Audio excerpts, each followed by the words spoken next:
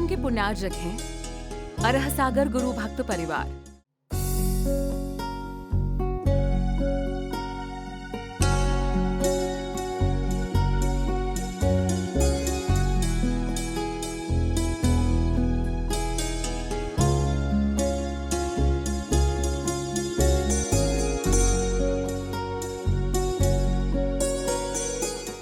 एक राजा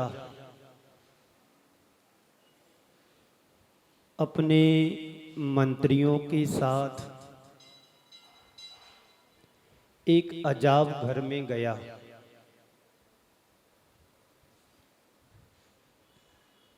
वहां जाकर के उसने तरह तरह की चीजों को देखा और वहां पहुंच कर के उनके मंत्रियों ने कहा कि राजन, यहाँ से कोई एक ऐसी चीज खरीदनी चाहिए जिससे हमारी यात्रा की यादगार बने। देखा,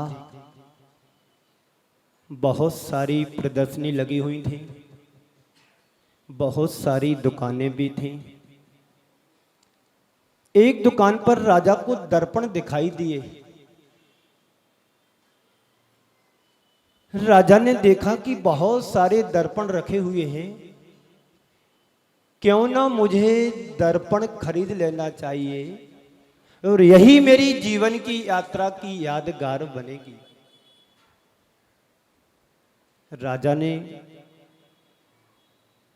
दुकानदार से पूछा, ये दर्पण बेचते हो? दुकानदार ने कहा, हाँ जी, मैं बेचता हूं। तो इन दर्पणों की कीमत क्या है? दुकानदार ने 3 दर्पणों की 3 प्रकार की कीमत बतलाई, पर दर्पण एक से हैं। पहले दर्पण की कीमत बतलाई 1000 रुपए। दर्पण महंगे आते होंगे उस जमाने में।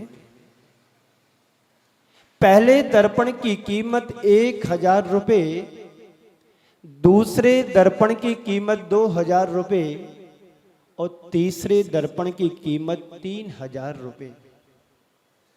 राजा को बड़ा आश्चर्य हुआ दर्पण की कीमत सुनकर के कि दर्पण एक से हैं, पर तीनों के मूल्य में भिन्नता क्यों? दुकानदार ने उत्तर दिया कि राजन, ये साधारण दर्पण नहीं है, विशेष दर्पण है। पहले वाले की जो कीमत है वो तुम्हारे रूप को वही रूप दिखा सकता है, जैसे तुम हो वैसा रूप उस दर्पण में दिखाई देगा, इसलिए उसकी 1000 रुपए की कीमत है। तो दूसरे वाले की कीमत 2000 क्यों है? आपके मन में भी प्रश्न आ सकता है कि दर्पण एक से है, एक की कीमत 1000, दूसरे की कीमत 2000, तीसरे की कीमत 3000। भाई चेहरा तो किसी में भी दिख जाएगा। 2 रुपए का भी दर्पण लाओगे और दर्पण ना मिले तो कांसे की थाली होगी तो उसमें भी चेहरा दिख जाएगा। पर विशेषता है राजन। तो पहले वाले की जो कीमत बतलाई तो वह दर्पण की कीमत इसलिए 1000 रुपए है कि तुम्हारा जैसा रूप है वैसा का वैसा रूप उस दर्पण में दिखाई देगा। ठीक है, दूसरे वाले की कीमत बताइए क्या है? 2000 रुपए। तो इसकी क्या विशेषता है? तो राजन से कहता है दुकानदार, यह वह दर्पण है, इसमें तुम जैसा देखना चाहो तुम वैसा देख सकते हो। अच्छा, तीसरे दर्पण की क्या कीमत है? 3000 रुपये। इसकी क्या विशेषता है? बोले राजन, इसी दर्पण की सबसे ज्यादा डिमांड बाजार में होती है। क्या होती है? इसकी 3000 रुपये तो भले है, पर हर व्यक्ति इसी दर्पण को चाहता है, तो विशेषता क्या है इसकी? तो दुकानदार कहता है राजन, तुम जैसा रूप अपना देखना चाहो वैसा रूप इसमें तुम देख सकते हो। राजन को बड़ा आश्चर्य हुआ कि व्यक्ति के भी कई रूप होते हैं, आदमियों के भी कई रूप होते हैं। जितने रूप बनाना चाहो तुम उतना रूप बना सकते हो। संत कहते हैं इसी का नाम माया नगरी है।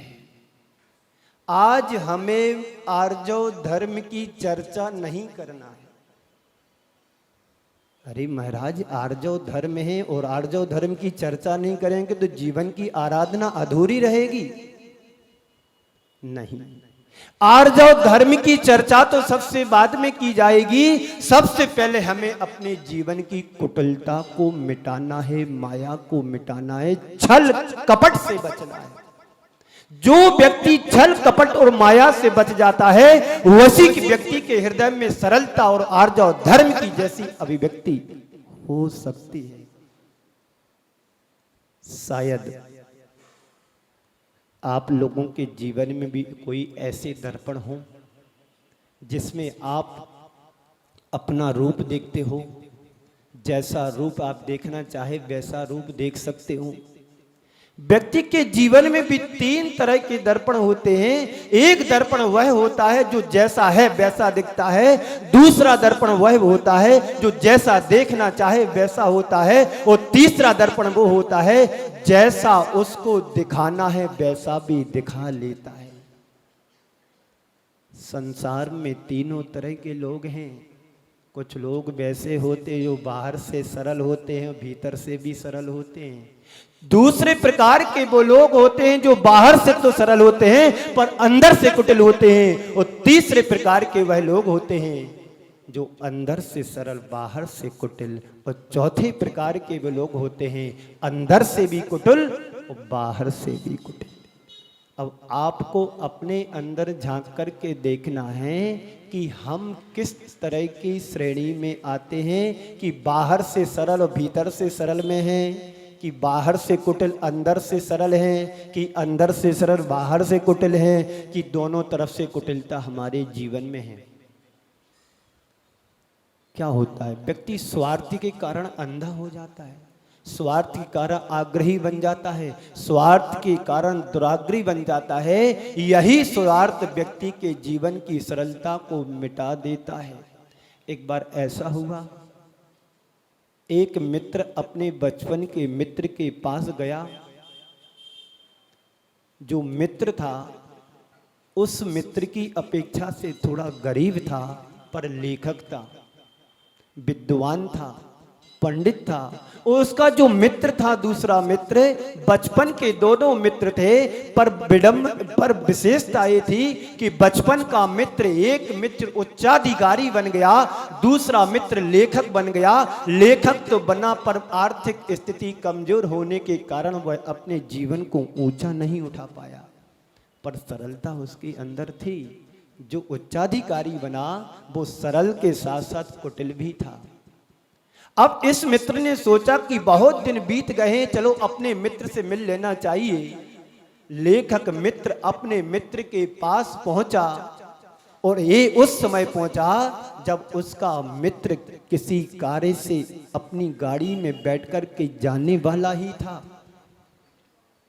जैसे ही आगंतुक मित्र को देखा कि तुरंत देख करके प्रफुल्लित हो गया और उतर करके अपने मित्र का स्वागत किया और गले से लगा लिया कि क्या बात है मित्र, मैं कितने दिनों से सोच रहा था कि आपसे मिला जाए, लेकिन व्यस्तता मेरी इतनी ज्यादा थी मैं आपसे नहीं मिल पाया। पर संप्रेषण ऐसा हुआ कि आप खुद मिलकर मिलने के लिए आए। चलो मेरे साथ चलो, मेरे को आवश्यक मीटिंग करना है, 2-3 जगह अधिकारियों से मिलना है, चलो अपन चलते हैं, रास्ते में बात भी करते जाएंगे और तुम्हारा हम अपने अधिकारियों से परिचय भी करा देंगे।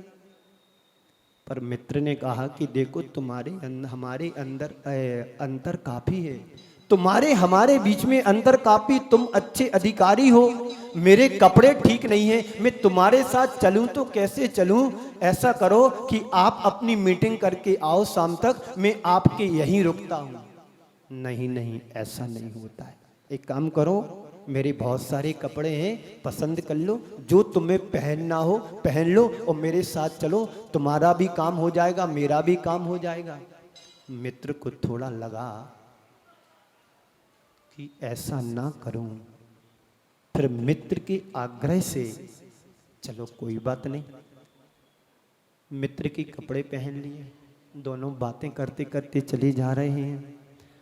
और एक जगह पहली मीटिंग में पहुंचे, परिचय देते हुए कहा, ये हमारे बचपन के मित्र हैं, साथ में खेलते थे, पढ़ते थे, सब कुछ करते थे, एक अच्छे लेखक के रूप में हैं, विद्वान हैं, साहित्यकार हैं। सारा परिचय देते देते जब उसकी दृष्टि उसके वस्त्र पर गई तो कहते हैं, ये वस्त्र तो ये मेरे पहने हैं, ये वस्त्र तो मेरे पहने हैं। इतना कहना ही नहीं हुआ, उसका अंदर से मन तमतमा गया। ये क्या है, ये वस्त्र की क्या बताने की जरूरत थी, वस्त्र तुम्हारे हैं, तुम में लेके थोड़ी जा रहा था।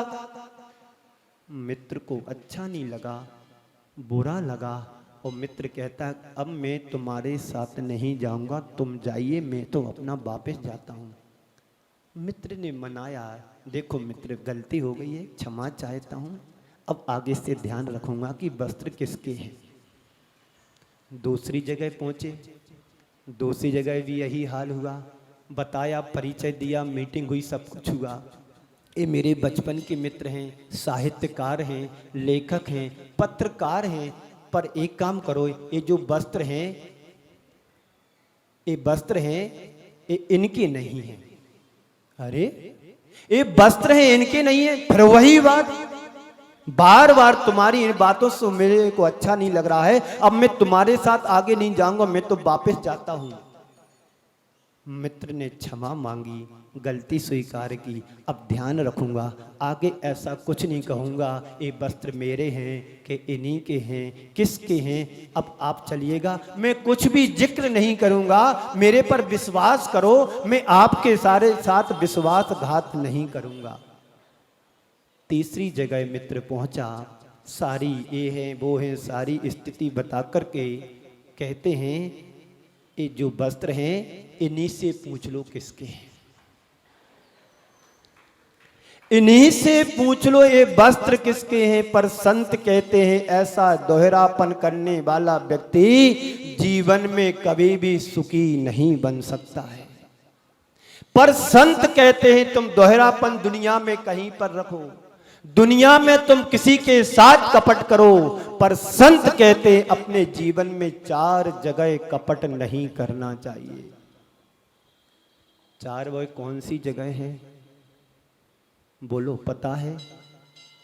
सबसे पहली है, अपने गुरु से कपट नहीं करना, कल्याण मित्र से कपट नहीं करना, चोरी नहीं करना, मायाचारी नहीं करना, विश्वासघात नहीं करना। तीसरा है, धर्म के क्षेत्र में कभी भी मायाचारी नहीं करना। और चौथा है, अपने माता पिता से कभी कपट नहीं करना। माता पिता से कपट करोगे तो तुम जीवन में कभी सुख नहीं पा पाओगे। जिनने तुम्हें जन्म दिया, जिनने तुम्हें पाला पोसा, जिन्होंने तुम्हें योग्य बनाया, और उन्हीं के साथ हम मायाचारी करें, एक कतई उचित नहीं है। बंधुओं, माता पिता वह होते हैं जिनकी कृपा से हमारे शरीर का एक एक खून की बूंद उनकी परम कृपा का प्रसाद है। और उनके साथ हम छल करें, उनके साथ कपट करें, उनके साथ मायाचारी करें, एक कतई उचित नहीं है। उन्होंने तो हमें इतना योग्य और बड़ा बना दिया, जिनका ऋण हम कभी जीवन में इस भाव में क्या कई जन्मों में नहीं चुका पाएंगे। लेकिन आजकल बच्चे सबसे ज्यादा माता पिता से छिपाते हैं, प्राइवेसी रखते हैं। पासवर्ड होगा तो कभी अपने माता पिता ने फोन मांगा तो पासवर्ड नहीं बताएंगे, खोल करके दे देंगे। किसके साथ तुम छल कर रहे हो, किसके साथ कपट कर रहे हो? और बात तो आर्जव धर्मी की करते हैं, अंदर से कुटिलता पल रही है, तुम जीवन में कभी सुख और शांति नहीं पा पाओगे। माता पिता से कपट ना करें, कल्याण मित्र के साथ हम कभी विश्वासघात नहीं करें। जो मित्र हमारे हर क्षण छाया की तरह बनकर के रहता है, उसके साथ विश्वास करोगे, विश्वासघात करोगे जीवन में कहीं सुख और शांति नहीं पा पाओगे। संत कहते हैं विश्वासघात तो दुश्मन के साथ नहीं करना चाहिए। बाबा भारती के जीवन की कहानी सबको पता है। बाबा भारती के बाद एक सुंदर घोड़ा था जो उसके प्राणों से प्रिय घोड़ा था, सुल्तान उसका नाम था।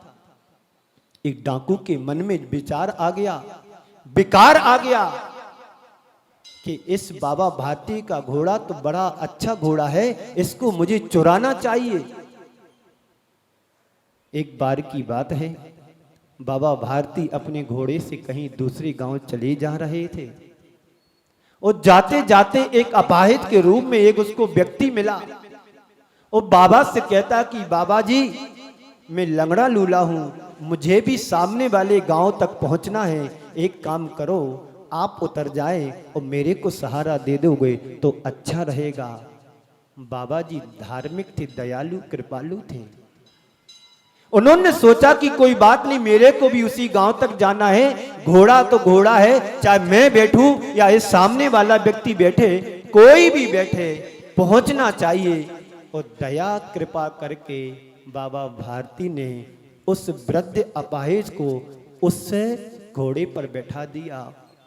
जैसे ही वह डाकू घोड़े पर बैठता है, लगाम को पकड़ता है और लगाम को जब गति देता है, घोड़ा हवा में बात करने लगता है। बाबा जाते हुए घोड़े पर सवार होते हुए डाकू से, उस व्यक्ति से कहते हैं कि सुनो, मेरी एक बात सुन करके जाओ, घोड़ा तुम्हें ले जाना है तो ले जाओ, पर ऐसे मत ले जाओ कि, और तुम जब कभी किसी से जिक्र करो तो ये मत कहना कि मैं घोड़ा चुरा करके लाया हूं, छीन करके लाया हूं। ये विश्वासघात नहीं करना। यदि तुमने इस तरह की बात किसी के सामने कही कि मैं घोड़ा छुड़ा करके लाया हूं, तो हम जैसे अपाहिजों से ऊपर से हमारा विश्वास उठ जाएगा। ये बात उसको दिल और दिमाग में बैठ गई। घोड़ा तो ले गया, घोड़ा ले जाने के बाद पर मन में शांति नहीं मिली उसको। इधर बाबा भारती का मन तड़प रहा है, मेरा प्राण प्रिय घोड़ा चला गया। रात भर बाबा भारती को नींद नहीं आई, इधर उस डाकू को भी नींद नहीं आ रही है, क्योंकि मैं घोड़ा चुरा करके लाया हूं, छीन करके लाया हूं, विश्वासघात करके लाया हूं। और हम जैसे दीन दरिद्री अभाजित लोगों के ऊपर से लोगों का विश्वास उड़ जाएगा कि लंगड़े लूले भी ऐसा करते हैं। अब क्या था, उस डाकू के मन में यही बात खटक रही है, नींद नहीं आ रही है। उठता है, रात्रि का समय है, घोड़े को लेकर के जाकर के बाबा भारती की कुटिया के बाहर बांध करके आ जाता है। बंधुओं, ये मायाचारी, ये छल कपट व्यक्ति के जीवन को छार छार कर देता है। चाहे व्यापारिक क्षेत्र हो, चाहे धार्मिक क्षेत्र हो, चाहे सामाजिक क्षेत्र हो, कोई भी परिस्थिति में हो, चारी नहीं करना। मायाचारी करने की चीज नहीं है, मायाचारी तो छोड़ने की चीज है। हम 4 कसायों में एक कसाय को मानते कि नहीं मानते? कल मैंने कहा था कसाय क्या है? पाप। कसाय क्या है? पाप। क्रोध करना फिर पाप हुआ कि नहीं? मान करना पाप हुआ कि नहीं? तो माया भी तो पाप हुआ कि नहीं? तो फिर क्या करना है? माया को छोड़ना है कि माया के जहर को पालन करना है? बोलिए, बोलो जी, क्या करना है? माया यदि पाप है तो आज प्रण करो कि मैं मायाचारी आज से जीवन में नहीं करूंगा। चाहे बेटा हो तो पिता के प्रति हो, पिता हो तो बेटे के प्रति, पत्नी हो तो पति के प्रति हो, पति हो तो पत्नी के प्रति कभी मायाचारी छल कपट नहीं करेंगे। आप पूजन में पढ़ा सुबह, मन में हो सो वचन उचरिए, वचन हो सो तन तो करिए। पढ़ा कि नहीं पढ़ा? आज आर्जव धर्म की आराधना तो की है ना, 10 लक्षण पर्व की पूजन भी कर ली? अभी नहीं की है, कर लेना। पर हर वर्ष पढ़ते हैं, यही पढ़ते हैं ना, मन में हो सो बचन सो चरियो, और वचन में हो सो व्यवहार में करना है। पर इसका अर्थ आप लोग क्या निकालते हैं? क्या अर्थ निकालते हो? मन में हो सो वचन सो उचरियो, और वचन में हो सो तन से करियो। आपके मन में गुस्सा आया है ना? गुस्सा सभी को आती, हमको भी आती, सबको भी आती।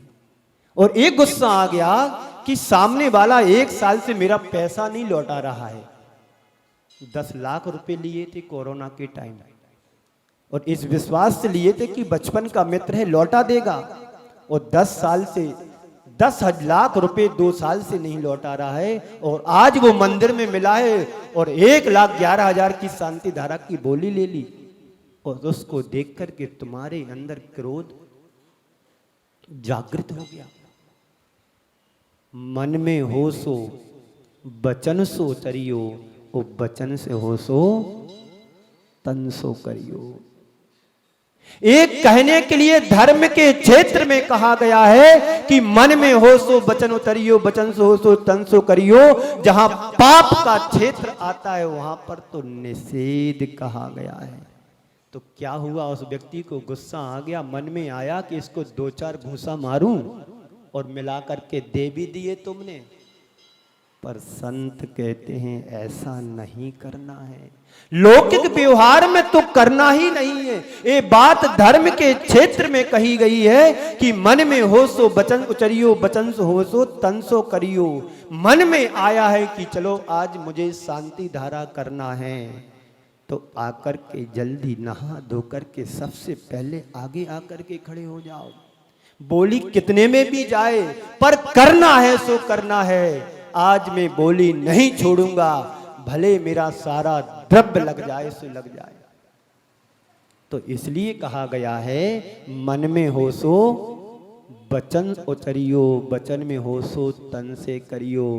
कहते हैं कि पाप के क्षेत्र में जब ऐसा विचार और मन आता है तो वहां पर पाप के स्तर पर जहां तक बने वहीं पर रोकने की कोशिश करो। मन में यदि कोई पाप आता है तो मन के स्तर पर रोको, और नहीं रोक पाए तो वचन के स्तर पर रोको। पर संत कहते हैं मन पर कंट्रोल नहीं कर पाए, वचनों में भी नहीं सामर्थ्य रख पाए, तो तन पे तो कंट्रोल करना ही करना है। ये पाप का क्षेत्र है, पाप नहीं करना है। धर्म हमें यही सिखाता है। आर्जव धर्म कहता है बाहर से सरल तो तुम बनो ना बनो, पर अंदर से सरलता तुम्हारी होना चाहिए। जब अंदर से सरलता होती है तो बाहर सरलता दिखती है। संत कहते हैं धर्म का आचरण वही माना जाता है जो अंदर से सरल हो और बाहर से भी सरल हो। आर्जव धर्म क्या कहता है? बाहर से भी कुटिल नहीं, अंदर से भी कुटिल नहीं। अंदर से सरल हो तो बाहर से भी सरल बनो। माया नगरी में हो तो मायाचारी तो करोगे। ये कौन सी नगरी है बोलो? जहां पर हर दिन लोग रूप बदलते हैं। गिरगिट को बदलने में तो समय लगता है, रूप बदलने में, पर आदमी है कि वो रूप पल पल पल बदल रहा है। सुबह कुछ और, मंदिर में जाते समय कुछ और, दफ्तर में जाते समय कुछ और, मित्र के पास पहुंचते कुछ और गुरु के चरणों में जाते कुछ और रूप बदल लेते हो। एक बार मेरे पास एक व्यक्ति आया, बड़ा उद्योगपति था। कैसे रूप बदलते हैं? उससे कुछ काम के लिए बोला, हाँ महाराज श्री जो आज्ञा, हाँ महाराज श्री जो आज्ञा। अब महाराज श्री आज्ञा को क्या समझे, हाँ समझे कि ना समझे बोलिए? राजीव नाम, संजय क्या नाम तुम्हारा? संजीव। मैंने मान लो संजीव से बोला कि ऐसा ऐसा तुम्हें करना है, जो आज्ञा गुरुदेव। अब गुरुदेव क्या समझे, हाँ या ना? और वह व्यक्ति बाहर जाता है, कहता है कि महाराज श्री ने तो मेरे को फंसा दिया, मैं महाराज श्री से क्या कहूं क्या ना कहूं, महाराज ने तो फंसा दिया, अब कल से मुझे महाराज के पास नहीं जाना। ये क्या हो गया? मन में सरलता, बाहर से कुटिलता, अंदर कुटिलता पनप रही है, बाहर कह रहा है जो आज्ञा गुरुदेव, जो आज्ञा महाराज श्री। ये दोहरापन, धर्म के क्षेत्र में कभी दोहरापन नहीं करना चाहिए, धर्म के क्षेत्र में कभी छल और कपट नहीं आना चाहिए, तब तुम आर्जव धर्म की पूजा करने के अधिकारी बन पाओगे। संजीव ने ऐसा किया नहीं, तुम उसकी तुम्हारा तरफ मत देखो, वो तो इतने सज्जन हैं, यदि मैं बोल दूं तो कभी ना नहीं करेगा। उसकी बाहर से भी सरलता है और अंदर से भी सरलता। ये तो उपदेश है, उपदेश इसी तरह का होता है, किसी को टारगेट नहीं किया जाता है, किसी को रोल नहीं बनाया जाता है, रियल बनाने की कोशिश हम लोग यहाँ पर करते कि तुम जैसे हो वैसे बने रहो। आर्जव धर्म यही कहता है, जो तुम्हारे अंदर हो वही तुम्हारा बाहर प्रकट होना चाहिए, पर कपट मन में पलता है तो प्रकट तो वही होगा। सुन रहे हो ना जी? जोर से बोलो जी।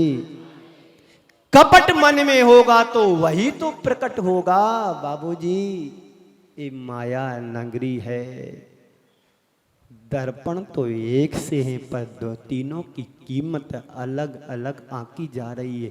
ऐसे ही मनुष्य का जीवन है, सुबह कुछ और होता है और शाम को कुछ और होता है, दोपहर में कुछ और होता है, दफ्तर में कुछ और रूप होता है, मित्र के साथ कुछ और रूप रखता है और गुरु के सामने जाकर के कुछ और रूप बना लेता है। इससे तुम्हारे जीवन का कल्याण होने वाला है? कभी कुछ होने वाला नहीं है। जब भी होगा तो हमारी अंदर की सरलता से होगा। संत कहते हैं पाप तुम करो कोई बुरी बात नहीं, क्योंकि हमारी अज्ञानता है, पर धर्मी बनकर के पाप करोगे तो जीवन में कभी तुम्हारा उद्धार नहीं हो पाएगा। हमारा रूप जो बाहर से दिख रहा है और लोग तुम पूछते हो कि ये गुरुराज हैं, गुरु महाराज हैं, और हमारे अंदर कुटिलता पल रही होगी तो मैं दूसरों को नहीं ठग रहा है, स्वयं को आत्म वंचना कर रहा हूं। तुम लोग धवल वस्त्र पहन करके बड़े गा करके पूजा करते हो और पूजा ऐसी करते हो कि तुम्हारे सामने कोई दूसरा नहीं है, लेकिन अंदर मन मलिन है तो पूजा करना, पवित्र वस्त्र पहनना क्या है? बोलो। धवल वस्त्र तो पहन लिए, साफ स्वच्छ वस्त्र तो पहन लिए हैं, मन अपवित्र है, मलिन है तो तुम्हारी पूजा किस काम की?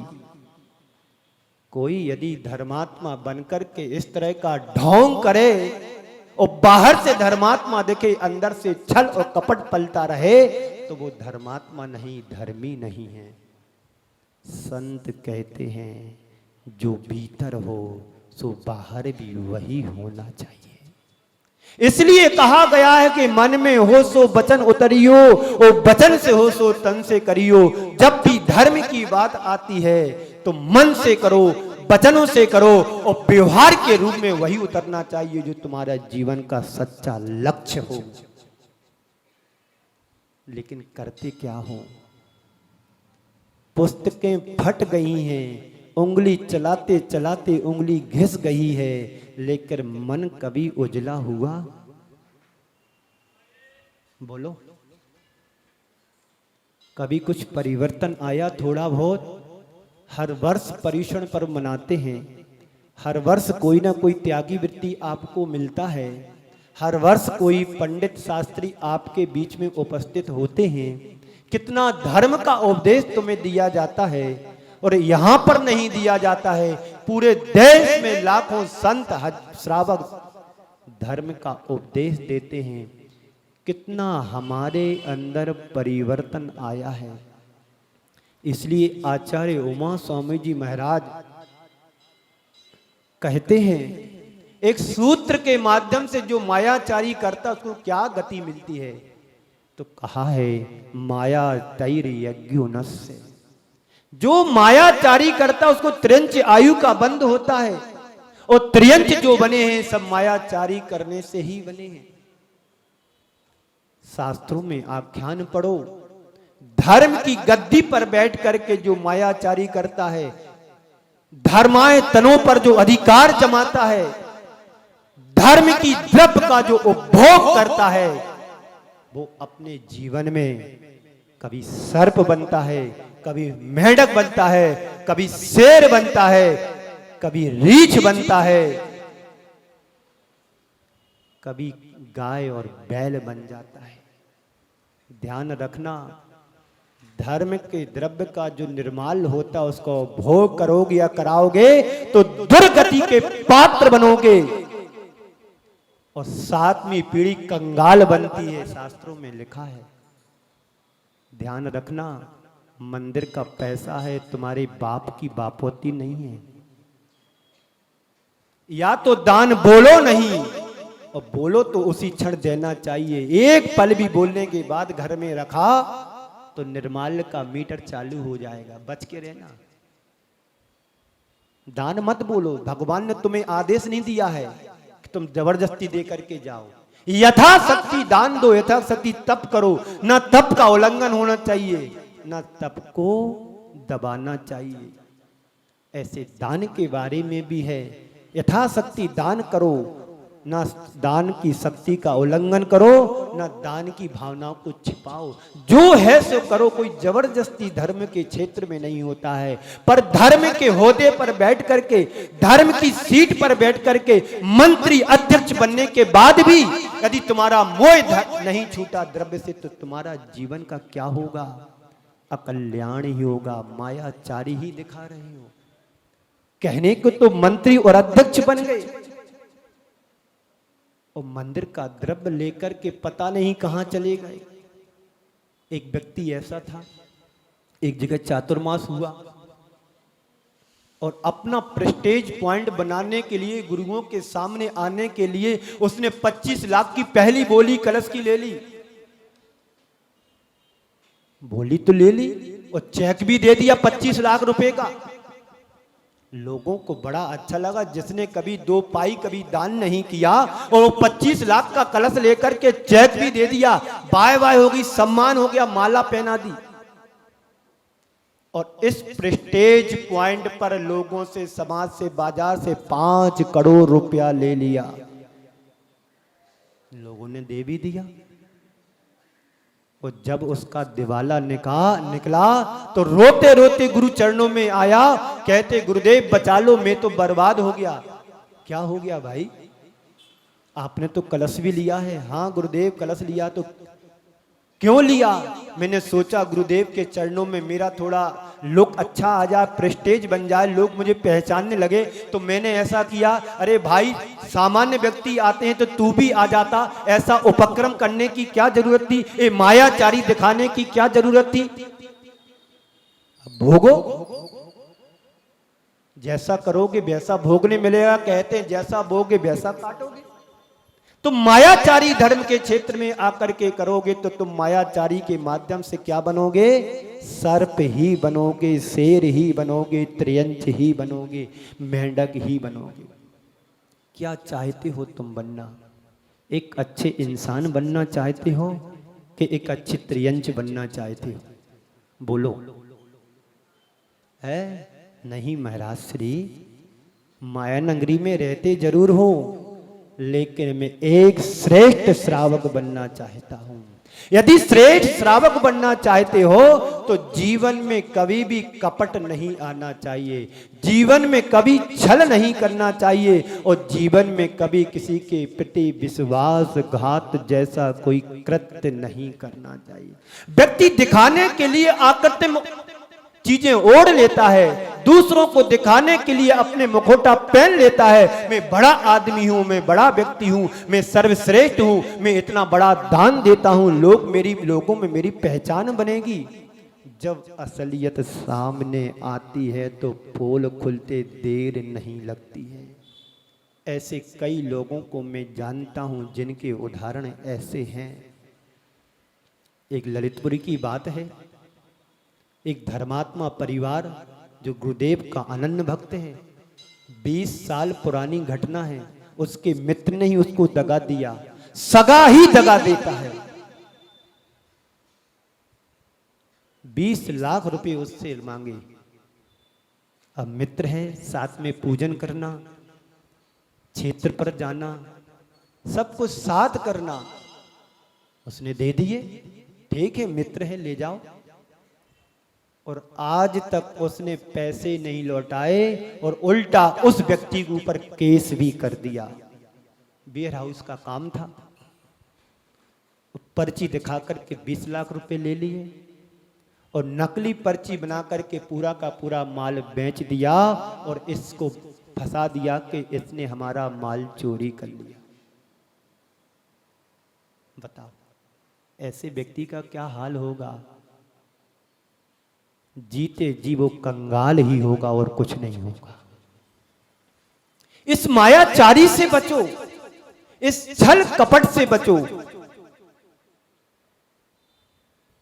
बाहर से सरल और अंदर से कुटिल व्यक्ति के लिए एक उदाहरण मैं आपको दे रहा हूं। बैरिस्टर चित्तरंजन दास जी ट्रेन से सफर कर रहे थे। वो अपनी सीट पर पेपर पढ़ रहे थे।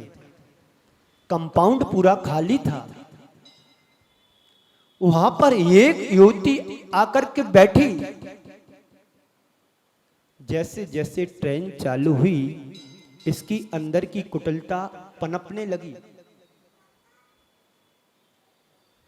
बाजू में आकर इशारे से बोलती है कि सर मुझे बैठना है। वो अपनी पेपर में मस्त थे। इशारे से क्या, बैठ जाइए। बोला नहीं, इशारे से कहा। जैसे जैसे ट्रेन ने स्पीड पकड़ी और इसके हाव भाव बदलने लगे और बोलती है कि देखिए सर, इस पूरे कंपाउंड में मैं और आपके अलावा कोई तीसरा व्यक्ति नहीं है। आप मेरे लिए 10,000 रुपए दीजिए, नहीं तो मैं चिल्ला दूंगी जी हमारे साथ बदतमीजी कर रहे हैं। उसके हाव भाव देख करके लगा कि मामला गड़बड़ है, तो उन्होंने भी पूरा अपना दिमाग का उपयोग लिया और इशारे से कहा कि मैं सुन भी नहीं पाता हूं और मुख से बोल भी नहीं पाता हूं। एक काम करिए, मेरा पेन है, पेपर है, आप लिख के बता दिए आप मेरे से क्या चाहते हो। आप लिख करके बताइए मेरे को क्या चाहते हो। आओ देखा ना भाव देखा, और उसने लिख करके दे दिया, तुम मेरे लिए 10,000 रुपए नहीं दोगे तो मैं तुमको फंसा दूंगी।